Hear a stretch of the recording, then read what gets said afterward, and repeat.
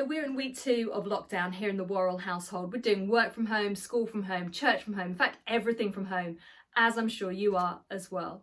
I don't know about you, but I have found the last week or so really intense. The days have felt really, really long. It's been like this mental and emotional roller coaster as I've felt a bit anxious, fearful, stretched, stressed, all sorts of feelings.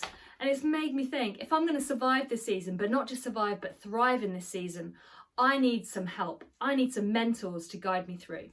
And you know what? I think the best possible mentors to help me in this season, and may I suggest you as well, are those most persecuted for their faith.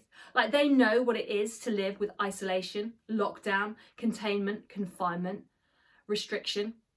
For them, this isn't new, this isn't novel, this is part of their normal faith experience. It is part of how they do church, how they live out their faith and walk with Jesus in that context.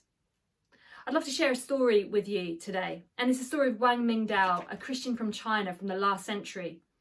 He lived during the Cultural Revolution in China, and back then China was the equivalent of what North Korea is today, the front runner in the failing race to destroy God's church.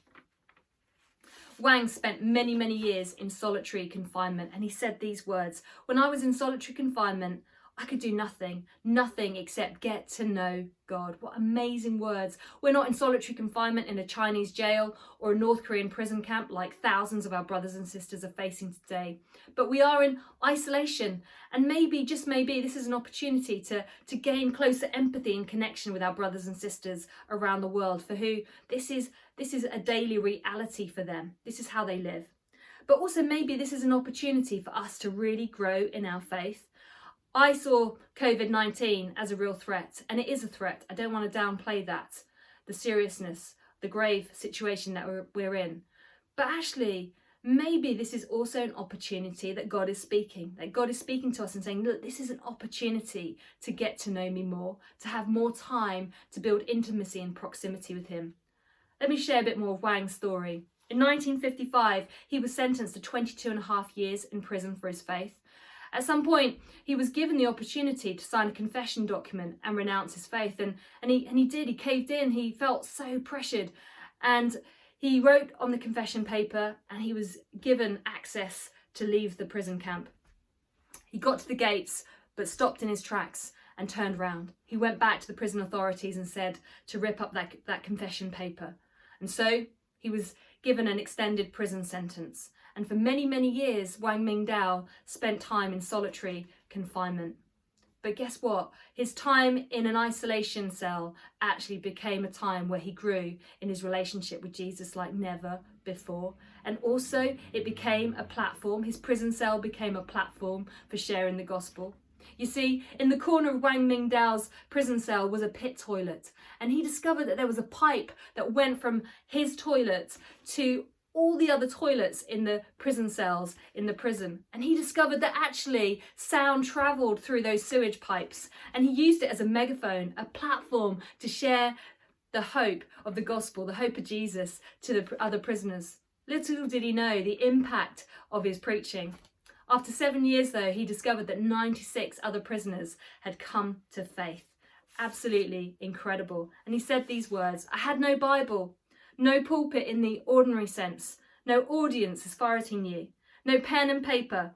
I could do nothing except get to know God. And for 20 years, that was the greatest relationship I've ever known. When I was in the cell, the only thing I focused on was getting to know Jesus. It was only me and him in that cell." You need to build yourself a cell to really get to know Jesus. So this season perhaps is an opportunity for us to build ourselves, to really get to know Jesus, not just know of him. To kind of echo what Paul wrote in Philippians chapter 3, where he was desperate for the Christians in Philippi and that young fledgling community of brave faith to actually really know Christ deeply, for the roots to go deep, to go deeper, further and wider than they'd ever done before. And maybe this season that we're in, this unprecedented season, is an opportunity for us to build ourselves as individuals, to really get to know God, and then also a bit more widely as a scattered group of believers as well. Build our cell. Let's use this time to grow in our proximity and our walk with Christ. And also, may our pits become our pulpits. As you do church very differently in this season, take heart, take courage from Wang Mingdao's story, because actually, let's pray and trust and have faith that actually God's going to do some amazing things, do more than we can ask or imagine or dare to believe really through this season. So I'm praying that actually in my own life, in my family, in my local church that I'm a part of, and for the wider UK church, that actually there is fruit from this season, that out of what is meant to be a tough and hard and difficult situation, some good will come of it, because God is at work. God's Spirit is fully at work and active in this time, and he's present with you through this situation.